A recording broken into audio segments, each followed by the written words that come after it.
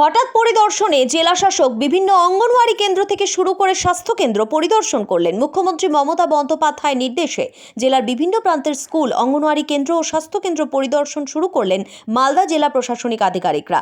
যার অঙ্গ হিসেবে শনিবার জেলা শাসক নিতিন সিংহানিয়া সহ অন্যান্য প্রশাসনিক আধিকারিকরা আচমকায় পরিদর্শনে গেলেন হবিবপুর ব্লকের আইহো, কান্তুরকা অঞ্চল সহ বিভিন্ন জায়গায়।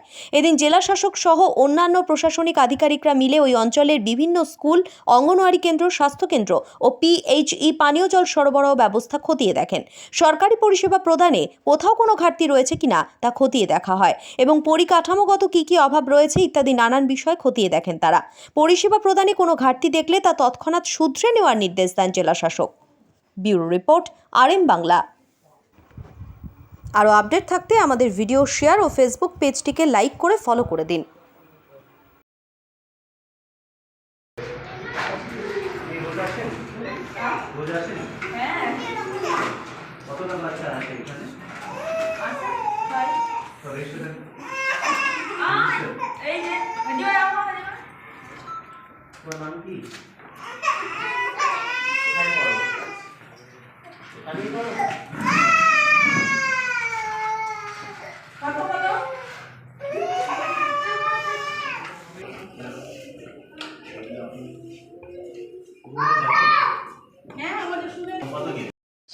মাননীয় মুখ্যমন্ত্রীর নির্দেশ অনুযায়ী পুরো জেলা জুড়ে আমাদের সব অফিসেস নিয়ে surprise visits of ICDS centre, school, স্বাস্থ্যকেন্দ্র এগুলো চলছে, যাতে পরিকাঠামোগত কোনো যদি ঘাটতি আছে বা আমাদের সার্ভিসেস যদি কোনো ঠিকঠাক দেওয়া হচ্ছে না সেটা দেখা হচ্ছে, অ্যাকশন নেওয়া হচ্ছে।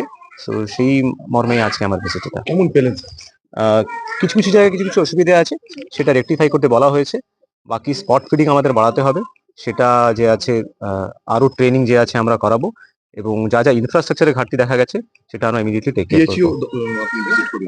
পিএইচই দপ্তরও এখানে ভিজিট হচ্ছে, এখানে গ্রামে গ্রামে আমরা দেখছি যে কোথায় জল পাচ্ছে না, কি অসুবিধা আছে, জলের কোয়ালিটি টেস্টিং হচ্ছে, সেটাও এখানে দেখা হচ্ছে।